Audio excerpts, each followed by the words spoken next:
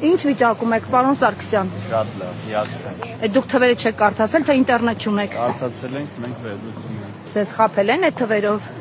Իրականում կարծես թե հակառակն է, մանավանդ եթե հաշվի առնենք, որ միասնական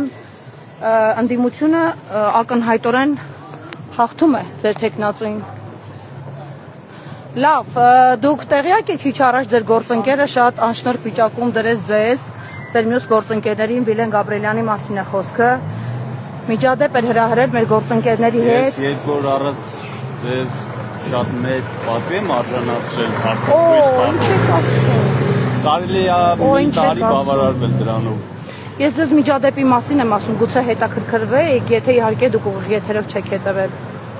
Ինձ պատվի արժանացնում են շատ բարձր մարդիկ, կներեք, դուք շատ փոքր մարդ եք, որ ինձ պատվի արժանացնեք։ Այդ ես եմ ձեզ պատվի արժանացնում, ասեմ իմանաք։ Ձեր հեռախոսով։ Իմիջայլոց, եթե տեղյակ եք 21-րդ դարում գործիքները հեռախոս են, եթե դուք ուզում եք տեսախցիկով ձեզ նկարեք, պատրաստ եղեք հարցազրույցի, մի այսպես խուսափեք։ Դուք ձեզանից լրատվական գոնե ներկայացնում եք։ Ինչ կապ ունի։ Լրատվական ներկայացնում եմ, իսկ դուք ձեզնից ինչ եք ներկայացնում։ Եթե հեռախոսով եք ներկայացնում, տխուր են մարդիկ։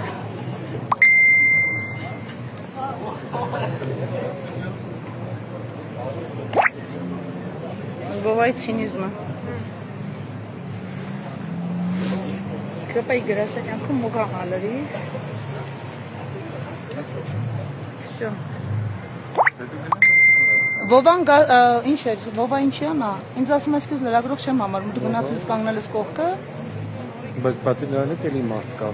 Ես ամեն դեպքում քեզ տեղեկացնեմ, էլի։ Մնացածը հետո կհասկանամ։ Ասեմ իմանաս։